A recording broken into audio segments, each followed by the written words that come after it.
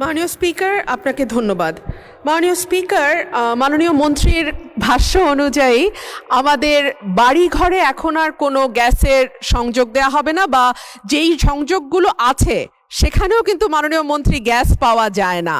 কিন্তু আজকে আপনার কাছে আমার প্রশ্ন, ব্রাহ্মণবাড়িয়ার আশুগঞ্জে একটা সার কারখানা আছে মাননীয় স্পিকার, এবং সেই সার কারখানাটি জিয়া ফার্টিলাইজার কারখানা নামেই পরিচিত। সেখানে গ্যাসের অভাবে আমরা সার উৎপাদন করতে পারছি না। মাননীয় মন্ত্রী কি দয়া করে বলবেন যে এই সার কারখানায় উনি গ্যাস সংযোগ বা গ্যাস সাপ্লাই দিতে পারবেন, সংযোগ আছে, সাপ্লাই দিতে পারবেন কিনা? ধন্যবাদ। মাননীয় মন্ত্রী।